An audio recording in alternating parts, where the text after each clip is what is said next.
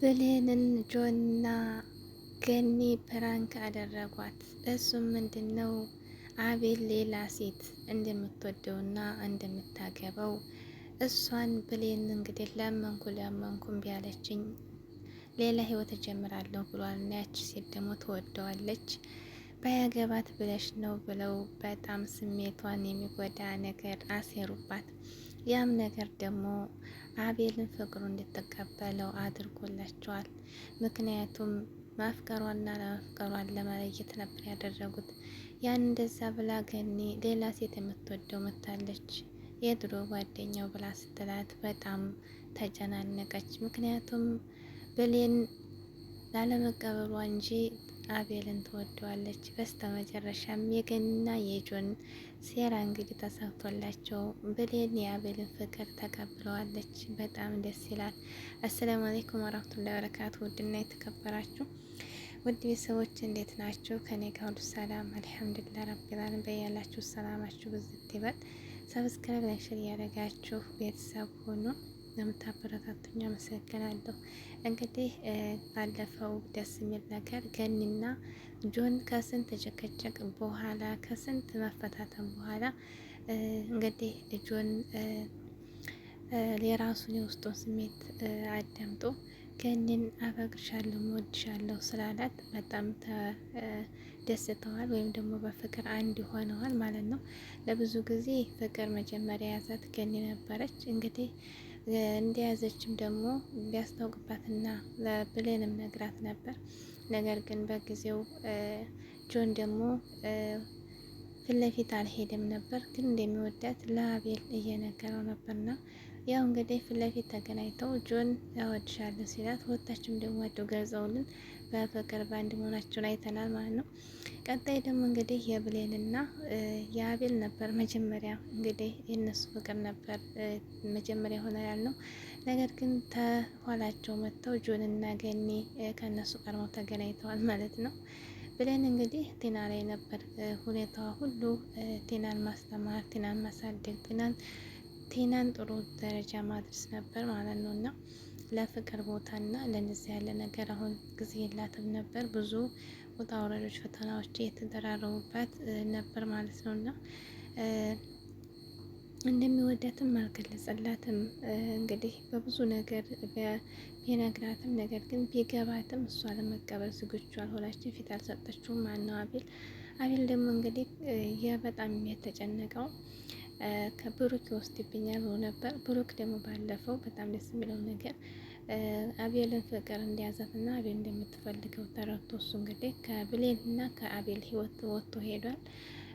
በሚያሳዝን መልኩ ተሰናብቷቸዋል ማለት ነው። እንግዲህ በዛም እንግዲህ ብሩክ በመሄዱ አቤል በጣም ደስ ብሎታል። ነገር ግን ቢሆንም አሁንም ብሌን ከዛው አስተሳሰቡ አልወጣችም ማለት ነው። ጆንና ገኒ እንግዲህ አቤልና ብሌን ለማገናኘት ብዙ ነገር እየተጠቀሙ ነው። በምን እንደሚያገናኛቸውና ብሌን እሺ በምን እንደምትለው እያሰቡ ነበር። እሱም ደግሞ ያሰቡት ሴራ እንግዲህ ለብሌን ገኒ ሄዳ ሌላ ሴት የምትወደው እንደመጣች ናች እንደሚያገባት አንቺን ቢያርሽው ብላ እንድታስቀናት ነበር የፈለጉት ማለት ነው። ያን ነገር ግን ለአቤል ቢነግሩትም አቤል እንደማይቀበል ጆን በጣም እንደማይቀበል አስረግጦ ሲነግራት ለብሌን ብቻ ነበር የነገርቻት። ያን ነገር ስነግራት ግን ብሌን በጣም ነበር የደነገጠችው ማለት ነው። ተወደዋለች ያትቀበለው እንጂ ከጎን ሆኖ ብዙ መከራ አብሯት ያሳለፈ ነው አቤል ማለት። ግን ለጊዜው የመቀበል ፍላጎት አልነበራትም። ግን በጣም ነበር ሌላ ሴት መታለች የምትወደው ስትላት ገኒ በጣም የደነገጠችው ማለት ነው። እና እንዲያውም መሆነሽ ነው ተረባበሽ ምናምን እያለቻት ነበር ላለማስነቃት፣ ግን ደህና ነኝ እያለች ነበር ያለችው ማለት ነው። በዛ አጋጣሚ እንግዲህ እንትና አቤል መጥቶ ሲያናገራት እንግዲህ ጥሩ ስሜት አይደለሽም መሆነሽ ምናምን እያለ ሲላት ለእኔ ምንም አይደለሁም እኔ አንቺ ነገር ያሳስበኛል ሲላት፣ ለምንድን ነው የምትጨነቀው? አንተ የራስን ህይወት ኑር፣ ሰን የሚያስጨንቅ ጉዳይ የለብህም ብላ ስትለው እኔ ከአንቺ ላይ ህይወት የለኝም ብሌን እወድሻለሁ ማፈቅርሻለሁ ነበር ያላት። እንደዛ ሲላት እንግዲህ በጥፊ ነበር ስሜት የሆነ የመታችሁ ማለት ነው። ነገር ግን ከመታችሁ በኋላ በጣም አዝናለች። ገኒ መታ እንግዲህ ያን ነገር ስነግራት ያው ለምንድን ነው እንደዚህ የምትሆነው እያለች በመክራትም እንደገና ሄዳ ጆን ጋር ተገናኝታ ያ ነገር ወደ ስህተት እንደሚያመርና አሁንም ልትቀበለው እንደማትችል ሌላ ህይወት አለው ብላ እንደምትሸሸው ሲረዱ ጆንና ገኒ ያን ነገር አቁሟል ማለት ነው። እንግዲህ ምንም ቻንስ የላት ገኒ ሀቁን ነገር መናገር ነበረባት። እንግዲህ ሄዳ እኔና አንቺና አቤል እንድትገናኙና ለሱ ያለሽን ፍቅር ቆም ብለሽ እንድታስቢ እኔና ጆን የፈጠርነው ሴራ ነው ይቅርታ ብላ አለቻት ማለት ነው። በዛም ነገር ተደስታለች፣ ያልተከፋችም። እንግዲህ ጓደኛ እነሱን ለማገናኘት ያደረጉን ነገር ነው። ከዚያም በኋላ እንግዲህ ብሌን ያው አስቀይሜዋለሁ፣ መጥቼዋለሁ፣ በጥፊ ሄጄ ይቅርታ መጠየቅ አለብኝ ብላ ነበር ማለት ነው። ቴናዬም እንግዲህ አቤልና ብሌን አንድ ላይ ሆነው እናትና እህቷና ማና አባቷ እንዲኖሩ እንዲያባት ነው የምትለው። እንግዲህ አቤልን ቴና ትፈልጋለች ማለት ነው። በዛው እንግዲህ ብሌንና ገኒና ጆን ሆነው እንዲሁም ደግሞ ገኒ ሆነው ብሌን ሆነው ከደናጋ ከአቤል ቤት ሄደው ሰፕራይዝ አድርገዋለች ማለት ነው።